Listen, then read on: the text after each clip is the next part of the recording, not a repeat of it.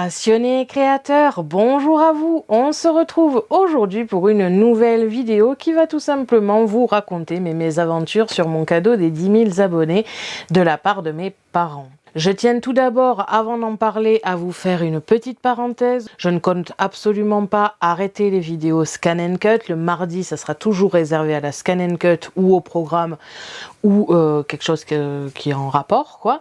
Je ne vais absolument pas arrêter ça. Les vidéos Cricut, quand ça sera résolu, seront pour l'instant le vendredi, car je compte la découvrir en votre compagnie.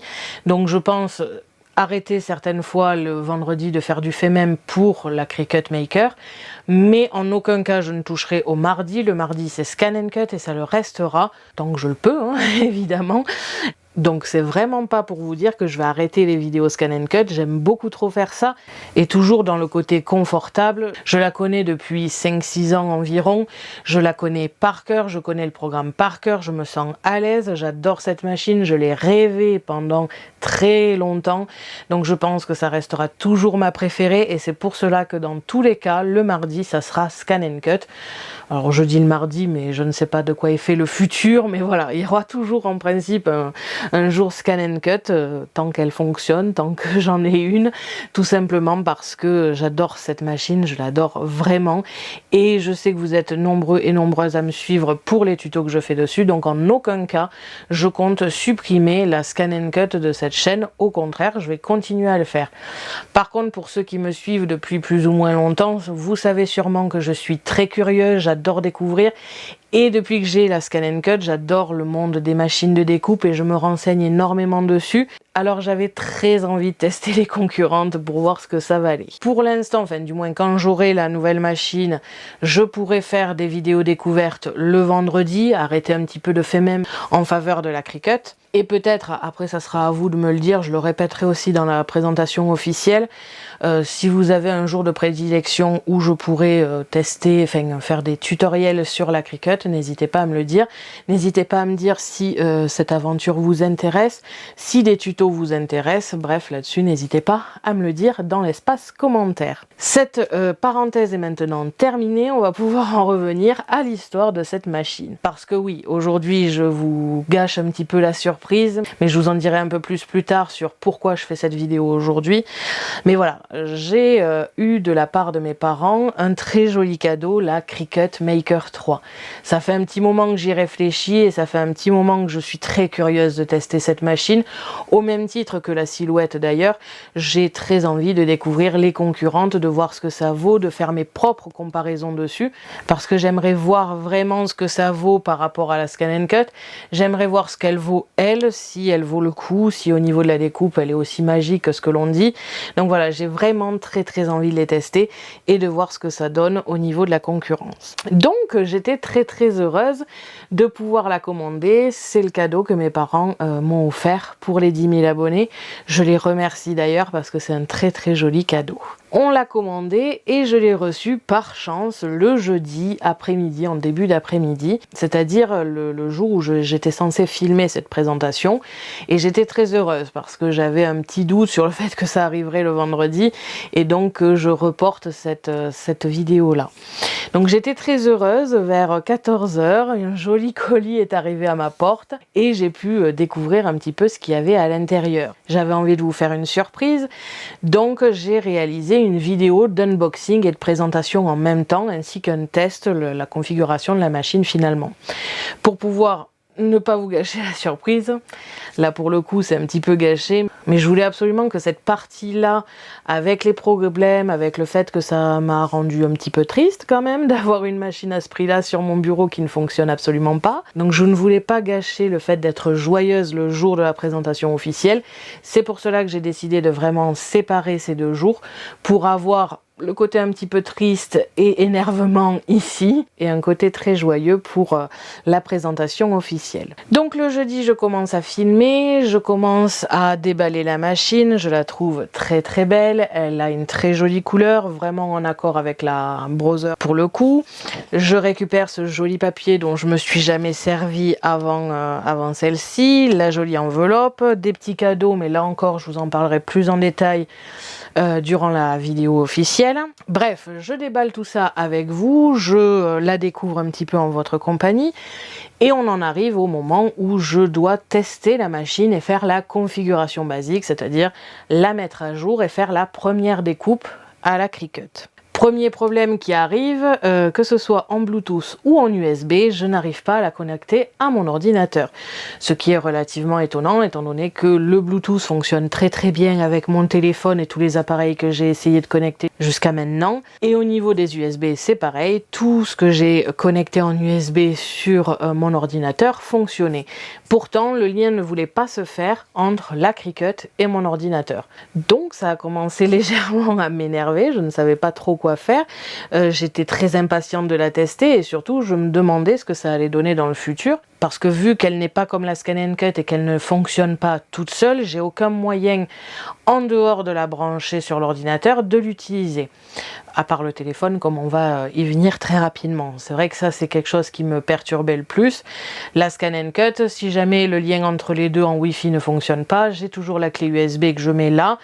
Je mets les fichiers dessus et après je gère tout sur la Scan & Cut et ça c'est vraiment très pratique. Là ce n'est pas le cas, sans l'ordinateur ou sans le téléphone, elle ne fonctionnera pas la machine. En principe, si je ne dis pas de bêtises. Donc voilà, ça c'est quelque chose qui me perturbait un petit peu pour le futur, pour les vidéos. J'avais pas très envie d'avoir toujours mon téléphone sur moi pour pouvoir faire les configurations. Donc ça me décevait un petit peu, mais bon, j'ai cherché une solution et c'est là que j'ai trouvé l'application sur mon téléphone. Je l'ai installée, j'ai inséré mon compte et j'ai enfin trouvé la machine. Alors sans vraiment trop de peine, mais elle avait du mal à se connecter. Bref, c'était un petit peu aléatoire, mais j'ai quand même réussi à faire la mise à jour et de suite c'est passé sur le test. J'ai donc pu tester la découpe sans tapis, étant donné qu'à l'intérieur de la petite enveloppe il y avait une matière pour pouvoir justement faire cette configuration.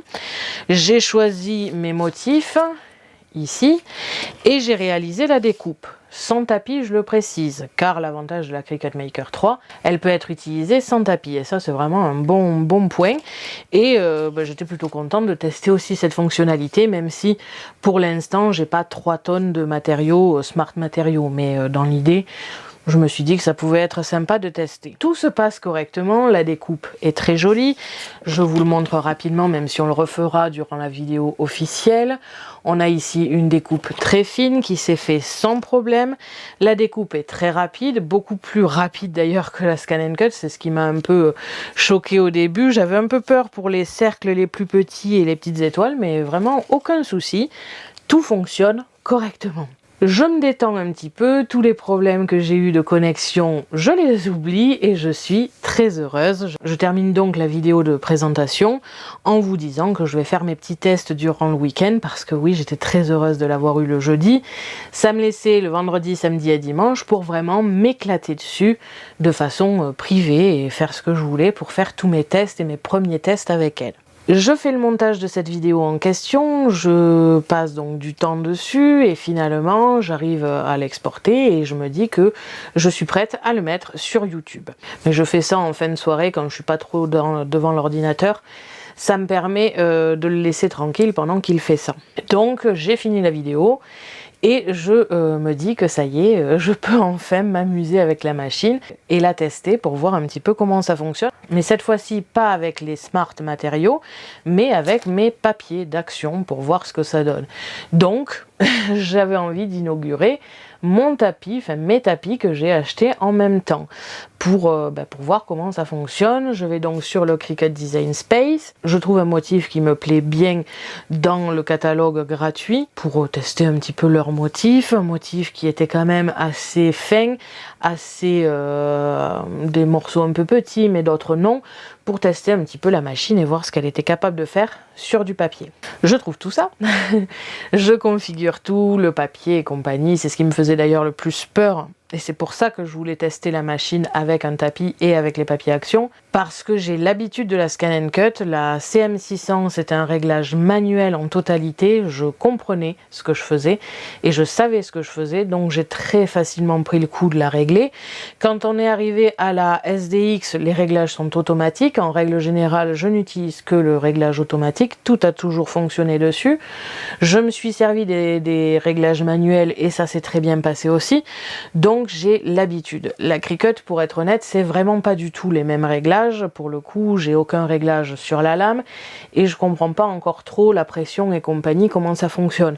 Donc c'est vraiment ce qui me faisait le plus peur et c'est pour ça que je voulais faire ce test avec un papier action, pour voir comment ça se passait au niveau des réglages papier. Donc je trouve tout ça et je peux enfin insérer mon tapis à l'intérieur. Je l'ouvre donc, j'insère le tapis grâce au bouton et quand le tapis arrive vers la fin ici, vers la sortie à l'arrière, j'entends un énorme bruit métallique qui me fait très peur parce que jamais en 5-6 ans d'utilisation des Scan & Cut, je n'ai eu ces bruits-là. Donc j'arrête de suite la machine, je me suis douté qu'il y avait quelque chose qui n'allait pas, j'arrête la machine, je sors le tapis et j'arrête la machine plus exactement. Et comme le bruit est arrivé vers la fin, je me doutais que ça se passait à l'intérieur de la machine et surtout à l'arrière, dans la petite fente où le tapis va ressortir. Je retourne donc la machine. Et quelle ne fut pas ma surprise de voir une certaine petite lamelle métallique à l'arrière, tout simplement décollée et tordue. Donc là, je commence un petit peu à paniquer parce que en l'état actuel, je ne peux absolument pas l'utiliser. Là, je ne vais pas vous le montrer parce que c'est pas évident avec cette caméra-là, mais j'essaierai de vous mettre une photo ici parce que j'ai dû prendre des photos et je vous explique ça juste après. Donc voilà, j'ai dû prendre ces photos-là. Et on voit un petit peu, en principe, si j'ai choisi la bonne photo, on voit la fameuse lamelle métallique qui s'est décollée et pliée. Donc on a commencé un petit peu à s'énerver parce que le jour de l'arrivée, ça fait un petit peu mal quand même, à la première utilisation qui plus est, et surtout une utilisation tout à fait classique. Je veux dire, je ne l'avais pas depuis longtemps, je l'avais depuis l'après-midi même. Je n'ai pas pu l'abîmer entre temps, c'était la première fois que j'insérais un tapis officiel, parce que je me suis dit, je prends un tapis officiel comme ça, je n'aurai pas de problème. La lamelle s'est décollée et je ne peux plus l'utiliser pour l'instant. Elle prend toute la partie droite ou gauche, selon comment on est tourné, de l'épaisseur. J'insère un tapis là, forcément ça va tout arracher et je ne sais pas comment vont finir les tapis derrière. D'ailleurs là-dessus je suis plutôt contente, le tapis en question est relativement solide et même d'ailleurs plus solide que ceux de Scan & Cut, donc il n'a absolument rien. Enfin, j'ai pas regardé derrière, remarque, il faudra que je regarde, mais dans l'idée, en principe, il n'a rien. Mais voilà, la machine est inutilisable le jour où je la reçois, alors que je ne faisais qu'insérer un tapis. En sachant que ça fait 5-6 ans que j'ai une Scan & Cut, donc des tapis j'en ai inséré et je n'ai jamais eu de soucis. Et en plus de ça, en 5-6 ans de Scan & Cut, je n'ai jamais eu besoin d'appeler un service client quelconque. Jamais. La CM600 a toujours fonctionné et la SDX pareil. Et les petits problèmes que j'aurais pu rencontrer, je les ai facilement résolus. Je n'ai jamais eu de soucis et je n'ai jamais eu besoin d'appeler un service client pour mes machines de découpe. Donc devoir appeler un service client le jour de sa livraison, ça fait un petit peu mal quand même. Il est 19h, forcément service client, il y a des adresses mail, un numéro de téléphone. Le service est ouvert du lundi au vendredi de 10h à 12h30 et de 13h30 à 17h30. À 19h forcément, c'est fermé. Je me dis que je vais envoyer un mail, ça sera fait. Et le lendemain matin, en principe, je devrais avoir une réponse, ou du moins j'aurai peut-être des pistes, ou je les appellerai tout simplement. Donc j'écris mon message au SAV. Le lendemain matin, vers 10h30, je n'ai toujours rien. Donc je décide d'appeler le service client directement pour avoir quelqu'un en face et pouvoir avoir des explications sur ce qui s'est passé. J'appelle à 10h30. Donc une demi-heure après leur ouverture, je tombe sur une sorte de messagerie où on me dit que tout le monde est en ligne et que je dois attendre qu'on me rappelle. Ce jour-là et le lundi, les fois où j'ai appelé, à chaque fois je suis tombée sur ce répondeur, donc je ne pense pas honnêtement qu'on puisse tomber sur quelqu'un directement en appelant le numéro. Je pense qu'à chaque fois on vous rappelle. C'est peut-être un petit peu bête, mais ça me gêne un petit peu de ne pas avoir quelqu'un à qui parler dès le départ et savoir ce qui se passe. Devoir attendre, c'est très très énervant, surtout quand on a mis 500 € dans une machine, enfin presque 500 € et qu'elle ne fonctionne pas le jour J. Donc ça, c'est assez énervant. J'appelle donc le vendredi matin, on me rappelle une heure plus tard à peu près et on me dit que on transmet mes informations aux personnes, aux techniciens ou aux responsables qui vont tout simplement me rappeler dès que possible pour en discuter un peu plus en détail. Je suis rappelée à 17 h, donc une demi-heure avant la fin, hein, on est vendredi, donc une demi-heure avant tout le week-end. Je suis rappelée à 17 h, on me demande d'envoyer des photos, les fameuses photos que je vous ai montrées ici, et je les envoie dans la foulée. Forcément c'est vite 17 h 30 et on ne me rappelle pas, donc forcément je me doute que ça ne se passera pas ni aujourd'hui ni pendant tout le week-end. J'attends tout le week-end, on est donc le lundi matin, à 4 jours avec une machine à 500 € sur le bureau, qui ne me sert absolument à rien. Le matin même, on ne me rappelle pas, encore une fois, vers 10h30, 11h, par là, je rappelle pour avoir des nouvelles, tout simplement, parce que déjà, j'aimerais savoir si on a bien reçu mes photos, et puis tout simplement pour savoir ce qui se passe et ce que je dois faire, parce que il est hors de question que j'ai payé presque 500 € pour avoir une machine qui ne fonctionne pas sur mon bureau. Donc j'étais un petit peu agacée, on va dire, c'est le bon mot. Encore une fois, on me dit que toutes les lignes sont prises et qu'on va me rappeler. On me rappelle à peu près une heure après. Je réexplique ma situation en disant que j'attendais une réponse par rapport aux photos. Donc là, la personne au téléphone, très sympathique d'ailleurs, m'a dit qu'elle en parlait à son responsable, que forcément il allait vérifier s'il avait les photos. Bref, on me recontacterait dans la matinée ou en début d'après-midi. Pas de souci, j'attends, vu qu'il n'y a que ça à faire pour le coup. Donc vers la fin de matinée, il me semble, je reçois un mail du responsable en question qui me dit qu'au vu des photos, effectivement, il y a un gros problème, qu'elle est défectueuse et qu'il faut que j'appelle directement Cricut. Je réponds de suite à son mail en disant que d'accord, j'appelle Cricut directement et que je le tenais au courant. Donc dans la foulée, j'appelle Cricut. Donc là, je suis très surprise dans le bon sens de savoir qu'il y a quand même un service client français pour les Cricut. J'avais très peur que ce soit que en anglais. Pas très douée en anglais, donc tenir une conversation pour expliquer ce genre de choses, je suis pas sûre de pouvoir la tenir.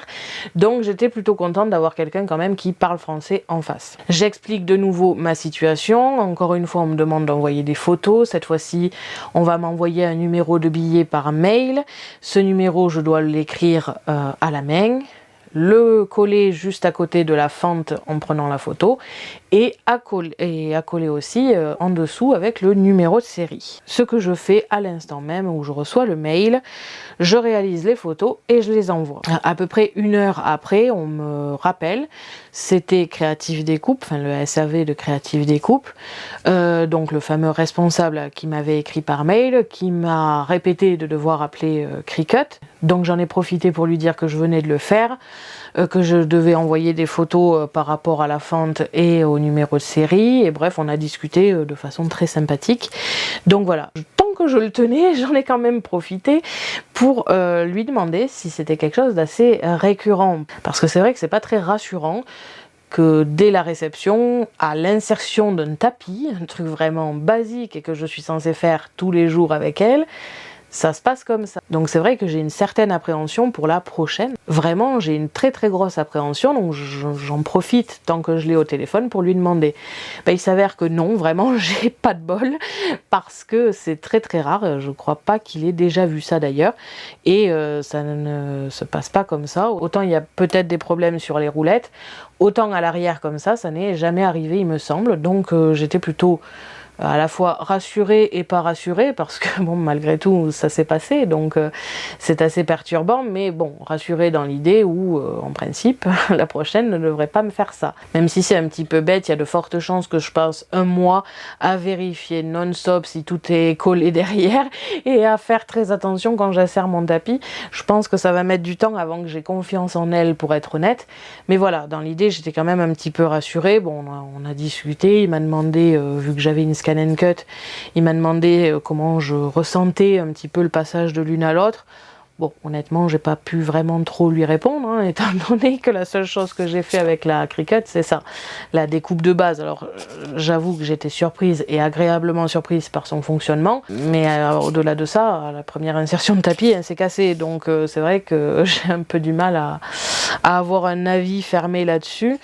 Comme je l'ai dit, ça fait de nombreuses années que j'ai la Scan and Cut, j'ai jamais eu besoin d'appeler un service client, donc c'est vrai que c'est un petit peu perturbant d'avoir celle-là et qu'elle se casse dessus. Alors il est vrai que j'ai eu déjà des conversations avec certaines abonnées qui avaient le même problème avec la Scan and Cut, mais moi ça ne m'est pas arrivé. Donc j'ai vraiment très confiance en la Scan and Cut, alors que la Cricut pour le coup c'est vraiment très perturbant. Bref, une drôle de sensation, pour être honnête. Donc j'attends, et à peu près encore 1 heure après cette conversation, je reçois un mail de Cricut, du support de Cricut directement, me disant qu'au vu des photos, effectivement la machine était défectueuse et qu'il faudrait sûrement la remplacer. Malheureusement, la Cricut Maker 3 est en rupture de stock, donc je n'ai pas pu faire le changement de suite, et ça fait donc un petit moment maintenant, ça fait 1 semaine, jour pour jour, étant donné qu'on est jeudi, je pense à peu près aux heures où j'ai dû filmer la dernière fois, donc on est jour pour jour 1 semaine après, avec une machine à 500 € sur mon bureau qui ne fonctionne pas, et une rupture de stock du côté de chez Cricut. Alors visiblement je suis censée les appeler début de semaine prochaine. En principe ça devrait être bon, mais je n'en sais rien parce que je ne sais pas si ça veut dire qu'ils auront du stock ou pas. Donc voilà, je me retrouve ici avec une machine qui ne fonctionne pas. 500 € qui pour l'instant sont très bien partis par contre. J'avoue que j'ai un petit peu du mal à encaisser la nouvelle, pour être honnête, parce que ça fait vraiment mal d'avoir une machine comme ça qui me regarde tous les jours et qui ne fonctionne pas. Donc voilà, la semaine prochaine j'en saurai plus, sûrement que mardi je vous en dirai peut-être plus si j'ai des nouvelles, ou du moins le vendredi. Bref, je vais vous tenir au courant de ça. Il est vrai que je voulais vraiment vous garder la surprise sur ce que c'était. Je l'ai gardé un bon moment, la surprise, parce que même si on ne l'avait pas commandé, je savais très bien ce que j'aurais, parce que mes parents me l'avaient promis pour les 10 000 abonnés. Donc voilà. Et forcément, je ne le fais pas. Là, je ne garde plus la surprise parce que déjà, j'avais besoin d'en parler. En plus de ça, il est vrai que j'ai cherché, même en anglais justement, des problèmes sur la Cricut. Je n'ai pas trouvé, et c'est très frustrant de ne pas trouver et d'avoir nous un problème, et je me suis dit que j'avais envie d'en parler pour que si jamais il vous arrive la même chose, vous soyez avertis et que vous sachiez comment faire, que faire et compagnie. Donc voilà, à la base je voulais pas faire cette vidéo, je voulais l'intégrer à la présentation officielle, comme ça je gardais la surprise. Mais après j'ai réfléchi que la présentation officielle, j'aimerais bien que ce soit joyeux, que je ne pense plus à ce détail là, et que je puisse profiter pour ne pas avoir trop d'appréhension, et j'ai préféré donc séparer les 2 vidéos. Ici, je m'énerve, j'explique ce qui se passe, et dans l'autre vidéo, je serai toute contente d'avoir reçu la nouvelle machine. Donc voilà, je ne sais pas quand c'est que je filmerai cette présentation officielle. Honnêtement, j'espère vraiment la semaine prochaine, parce que après, je vais débuter la fête des mères, et j'aimerais ne pas couper la fête des mères pour la présentation, mais si c'est le cas, si je la reçois après le départ des festivités de la fête des mères, alors dans ce cas-là, c'est pas grave, je couperai une vidéo fête des mères pour la présentation, parce que c'est quand même une belle machine et que j'avais un petit peu envie de l'utiliser pour la fête des mères, donc voilà. On verra bien comment ça se passe, je vous tiens au courant la semaine prochaine dans les différentes vidéos que je filmerai pour en savoir plus. Voilà la petite mésaventure de la Cricut Maker 3. Espérons que ça se passe pas comme ça pour la prochaine, pour être honnête.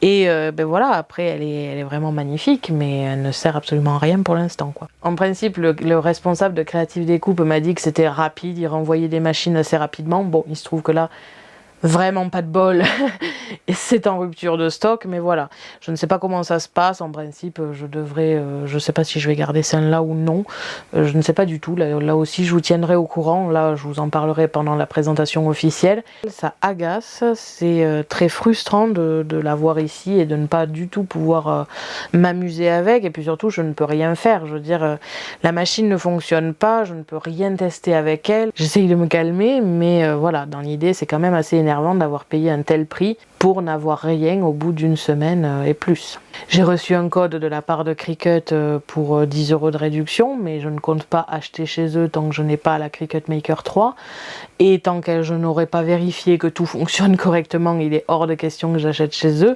Donc voilà, c'est vrai que c'est plutôt perturbant de commencer comme ça avec une machine, ça donne des appréhensions que je n'ai pas du tout avec la Scan & Cut.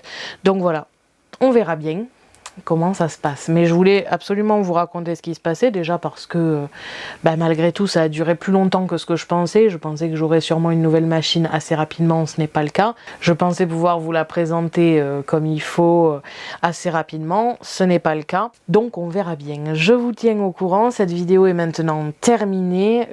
J'ai quand même hâte de découvrir la machine, de savoir ce qu'elle vaut, de pouvoir la comparer, en tout cas en termes de départ, c'est vrai que je préfère la Scan & Cut pour l'instant, ça s'est beaucoup mieux passé. Et puis pouvoir commencer cette nouvelle aventure, n'hésitez pas à me dire en commentaire ce que vous pensez de la Cricut Maker 3 si vous l'avez, ou même une Cricut Maker, est-ce que vous en avez une, est-ce que elles sont plutôt complémentaires? Je pense que oui d'ailleurs, mais on en reparlera durant la présentation officielle. Est-ce que vous êtes content de votre machine?